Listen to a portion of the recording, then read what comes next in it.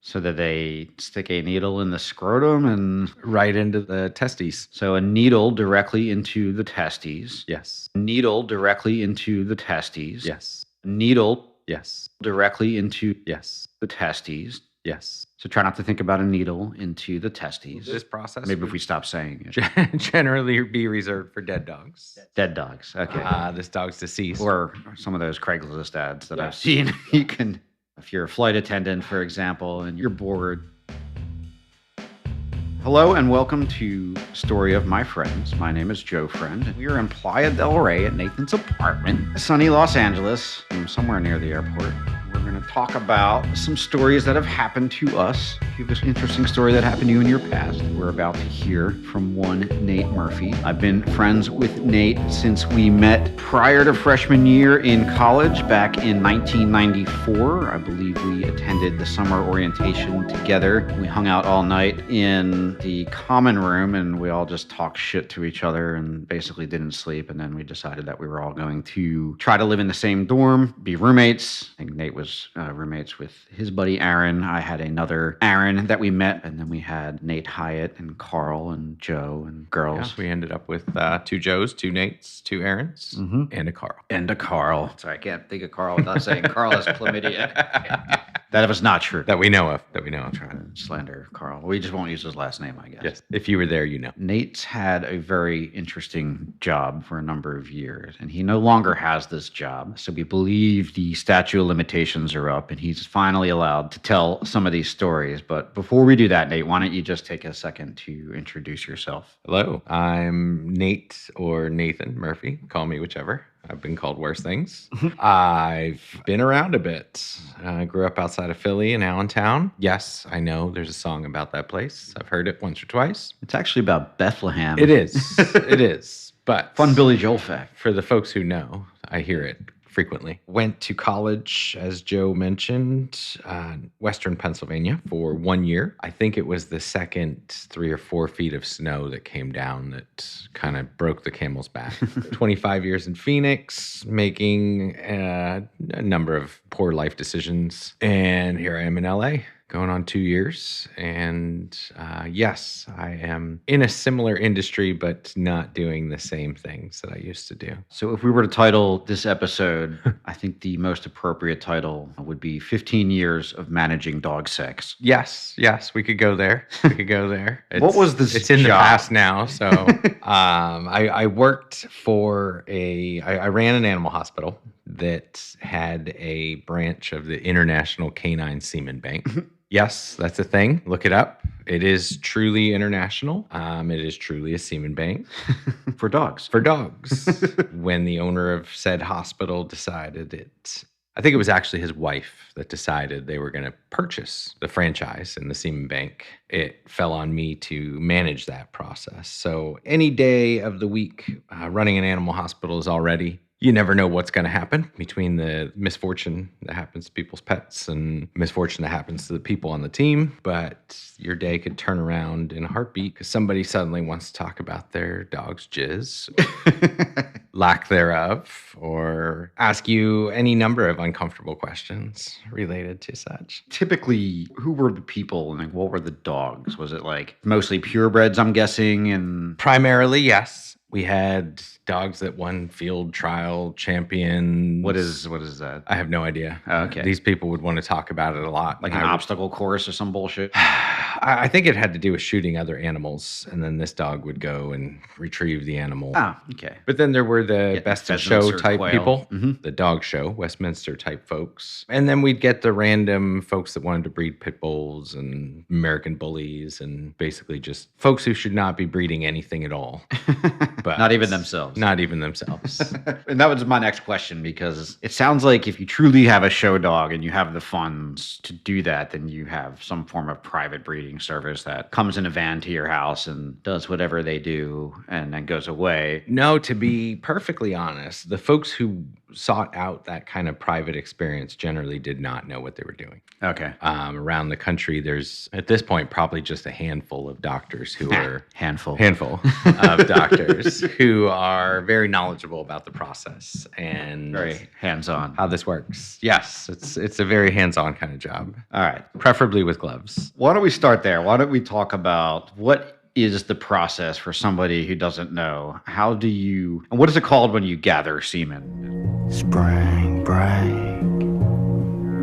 You're collecting. Collecting, not harvesting. You're collecting. Okay. We've had a couple of circumstances where the stud, the male dog, was deceased already. What? Very recently deceased, in which case it's a surgical procedure to actually go in. And in that case, it's harvesting. So that they stick a needle in the scrotum and right into the testes. So, okay. So And let's talk about that. extract. Yes. So a needle directly into the testes. Yes. So try not to think about a needle into the testes. Well, this process Maybe if would we stop saying it. generally be reserved for dead dogs. Dead dogs. Okay. This dog's deceased, but I want to. Or some of those Craigslist ads that I've Yes. seen. You Yes. can, Yes. Dead and or incapacitated. you know, if you're a flight attendant, for example, and you're bored. So that would be harvesting. Generally, it's collecting, and it's pretty much exactly what you would picture it was. I have no picture. So for someone like me who doesn't have an imagination, can you tell us, Well, tell us what's involved? Let's just say if you're a male and you're doing your own thing, you're pretty much so collecting semen. Oh, nice. This would just involve hopefully gloves, maybe some lubrication of some sort, and then a bag with a test tube at the end of it to Oh, okay. collect the Nice. sample. I can draw on some past experience. I guess minus the fact that when I was a teenager, on any given day, my bathroom trash can could repopulate a new planet that might be cut up. Yes. No gloves. No gloves. Okay, so you go in, dog, put on a table, assuming he's awake or hopefully muzzled of some kind. All depends on the dog. Every now and then you get that dog that is just very happy to be a part of this process. Yeah, really.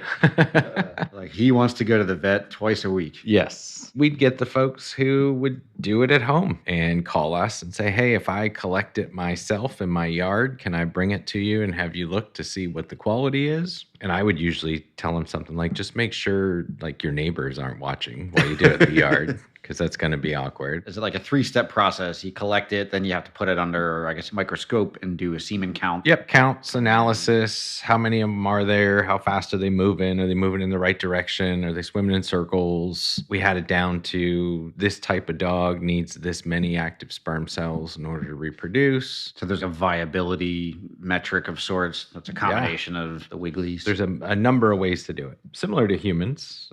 Sometimes it was frozen, depending on your logistics.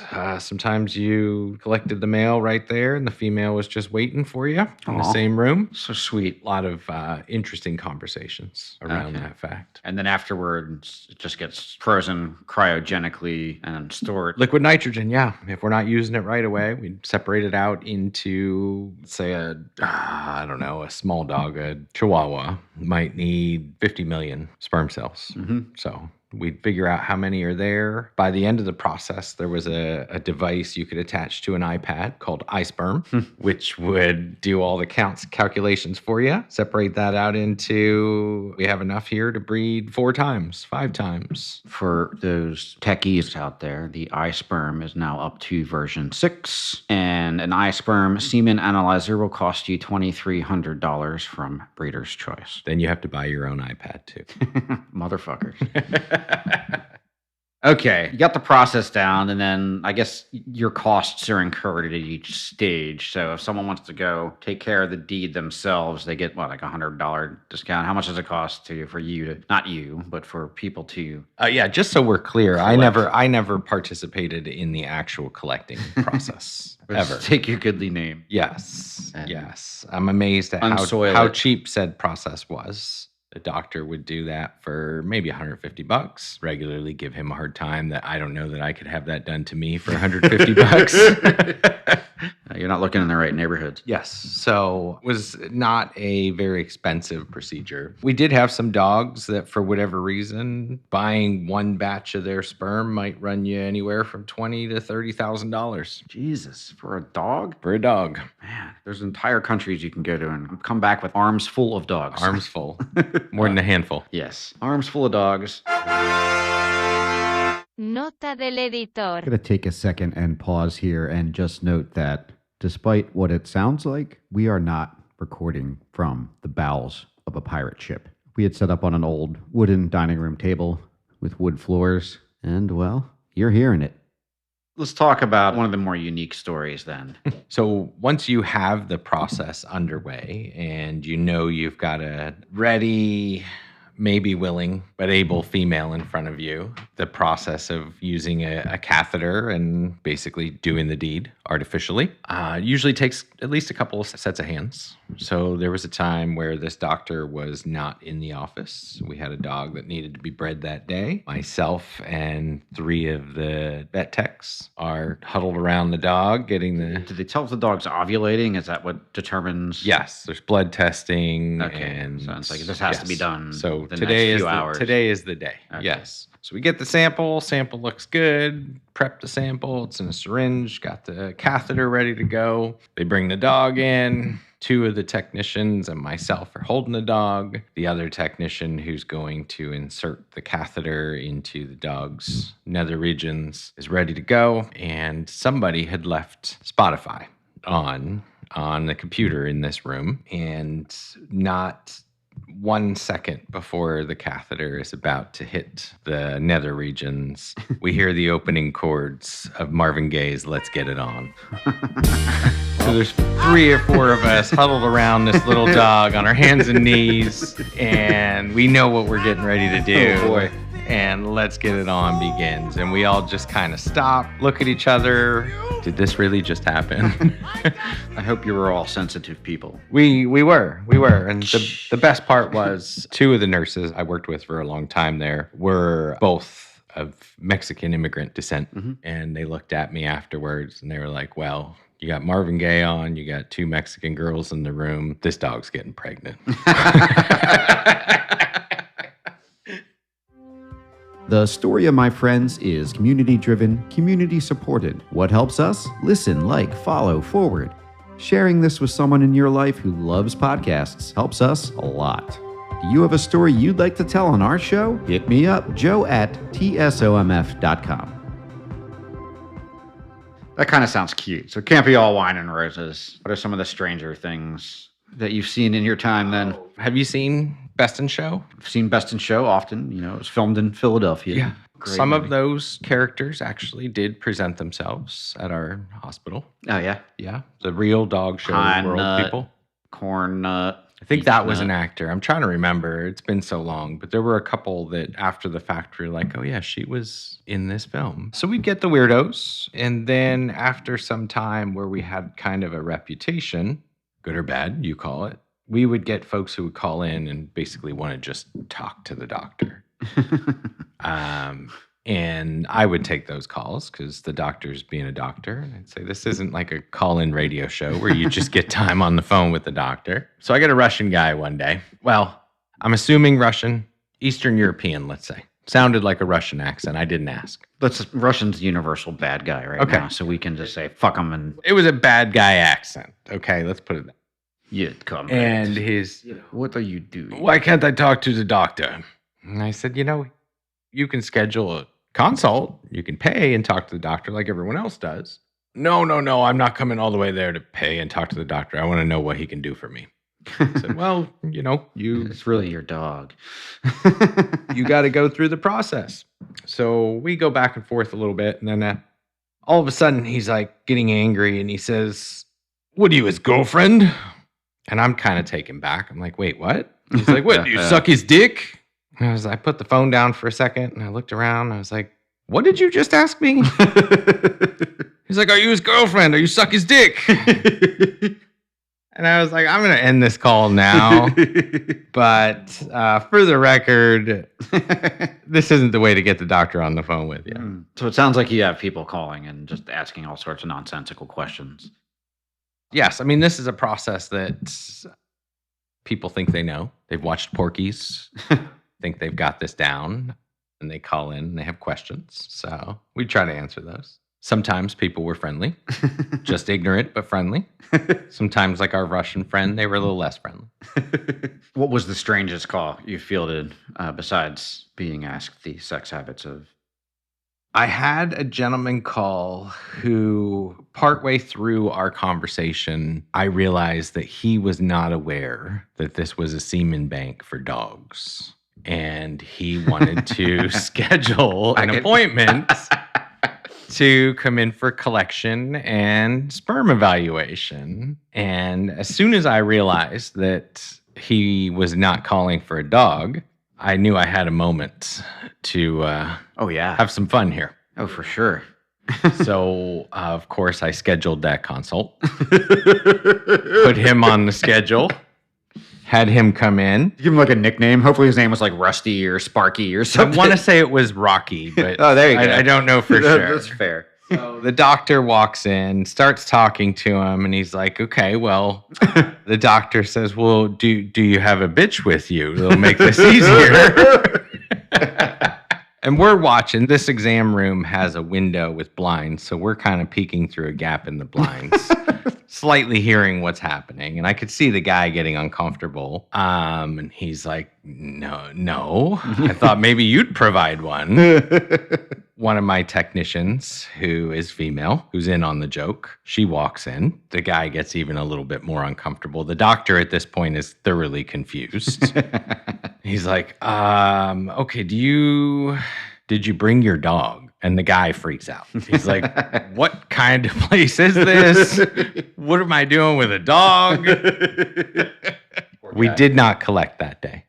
Did you guys have like freezers on site and have a big catalog, or where's all this semen go? We had these tanks. It looked like a big old Yeti cooler that you open the top and steam comes out. There's canisters, and it's hard to really explain it. Like Jurassic Park? Very much so. Okay. What's it collected in the first place? It actually gets collected into little tiny pellets that almost look like Dippin' Dots. Don't want to sell those in the mall. No. No. Mommy, my ice cream tastes like... It's salty. like ammonia. Gross. Probably costs just as much as actual Dippin' Dots, the world's most expensive thing I've ever seen. Useless, but Go to expensive. the mall and be like, here's the loan application if you want to buy some Dippin' Dots. Mm-hmm. For the record, I've actually never had Dippin' Dots because I never could afford them. But one day... I'm guessing they're ice cream attached to a piece of paper or something? Spheres. So I think they're made similarly. Spherical ice cream. I don't know, they get blown up in the air and then come down in nitrogen or some shit. Hopefully they clean the equipment before different batches go in there. Yeah. So it goes into these containers. You could fit 4 or 5 of these containers in room the size of a bedroom. They lived under a counter. It's not big, heavy-duty equipment. And it's just a matter of each canister is numbered, each tank is numbered, each vial you put in each canister is numbered. Maintain the database, you know which is which, whose specimen is in which place. We had a relatively foolproof way of ensuring that the right specimen was used each time. Although there were a couple of mistakes. Uh-oh. Yeah. Some angry callers? People showing up?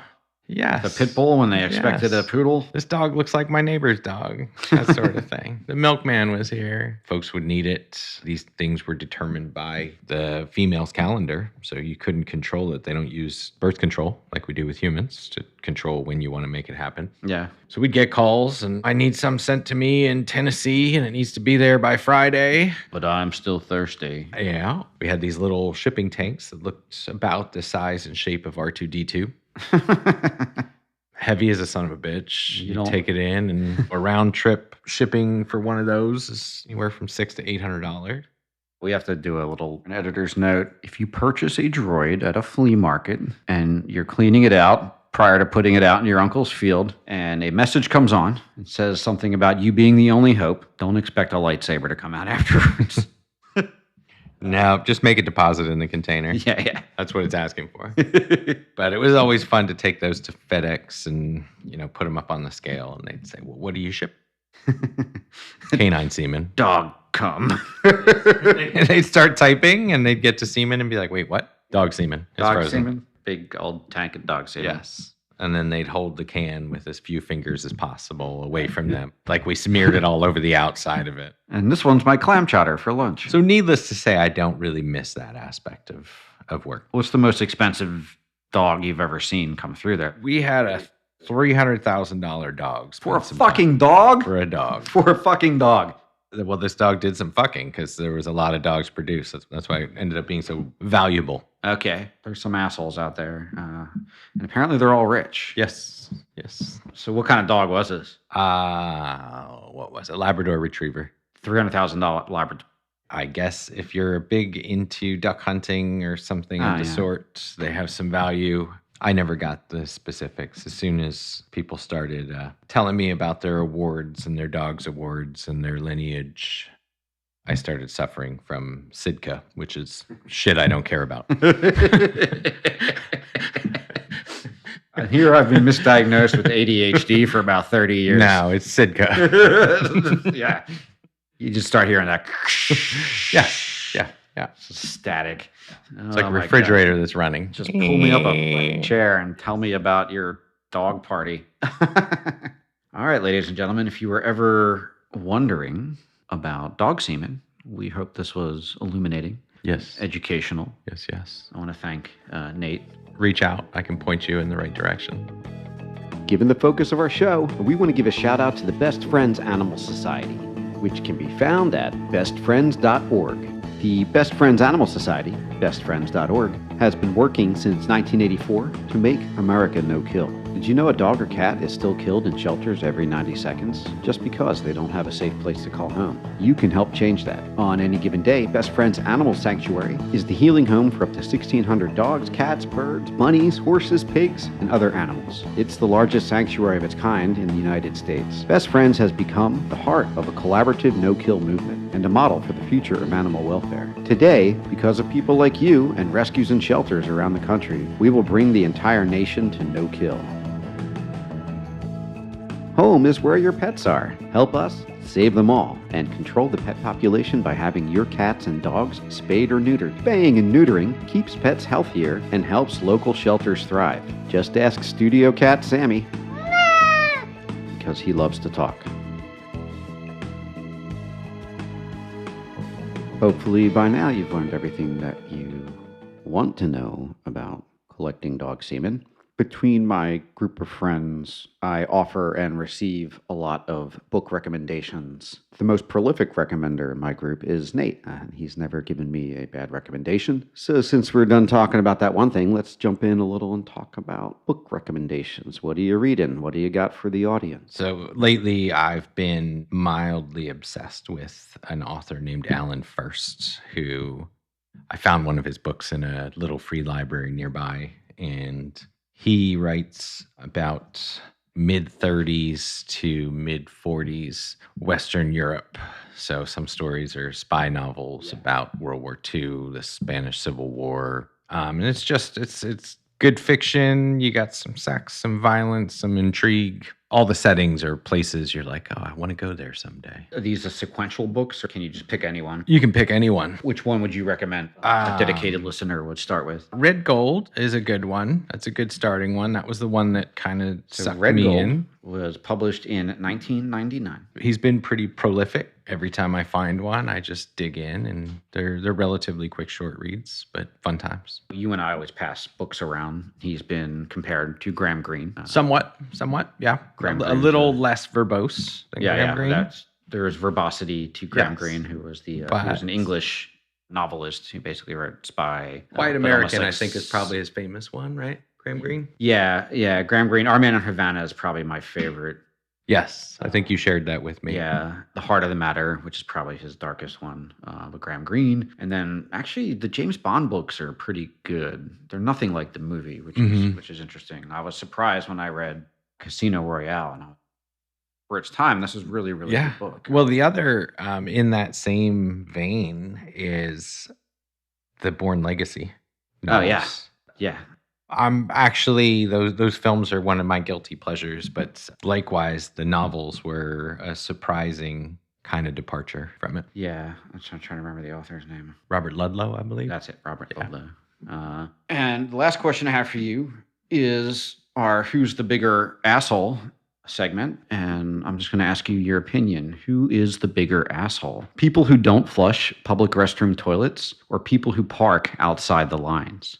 I'm going to go with people who park outside the lines. If I was a female, I might feel differently. As a male, I can generally use a public restroom toilet in any condition. But you parking outside the lines prevents other people from parking. Yeah. And I'm tempted to just write on your windshield that the way you pulled in makes me wish your dad had pulled out. Oh, sweet.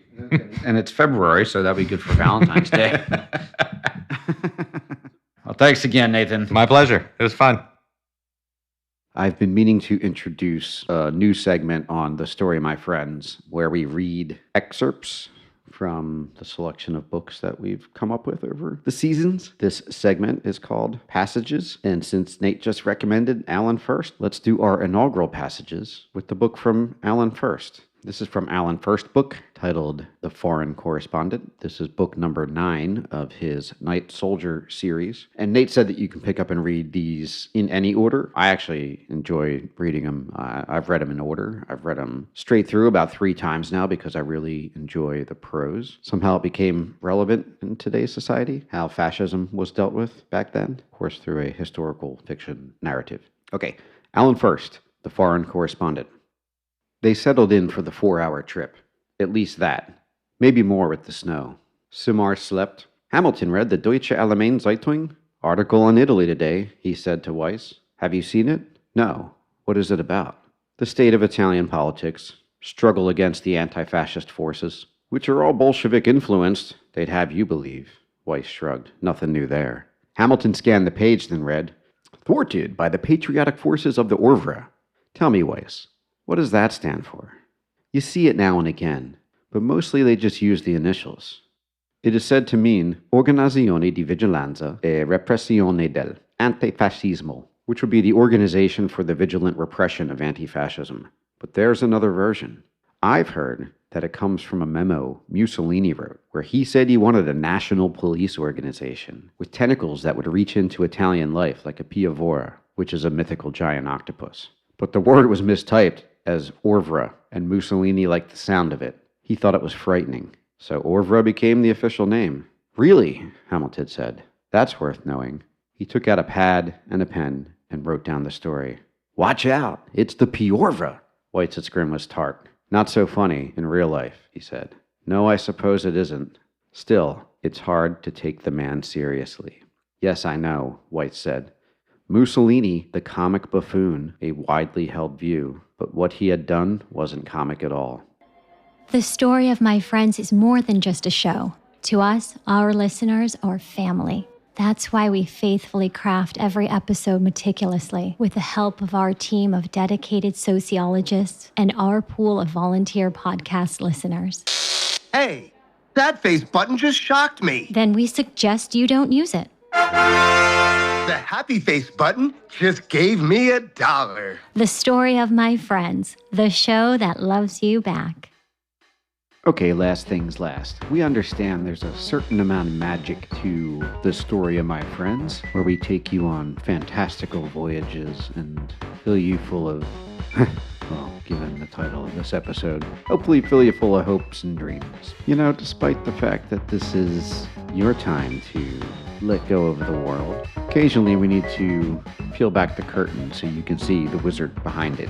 You might remember from earlier in this episode, we had a cat meow on cue. That was Sammy Boo. Sammy Boo's a black cat that wandered into my house several years ago and never left. So now we're best friends. And he is probably more talkative than I am. You can believe it. Anyway, here's a little BTS for how we got Sammy to meow for your enjoyment. Sammy Boo. Cookie? Want these?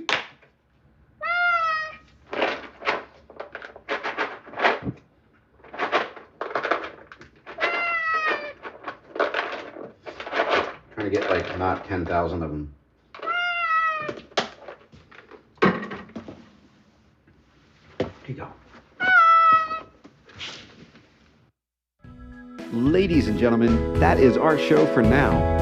Story of My Friends is a production of JF Freco LLC, produced by yours truly, Joe Friend. We'd like to thank Nate Murphy for telling his tale and causing one half of our entire audience to wince and cross their legs when he says, They stick a needle in the scrotum. Right into the testes.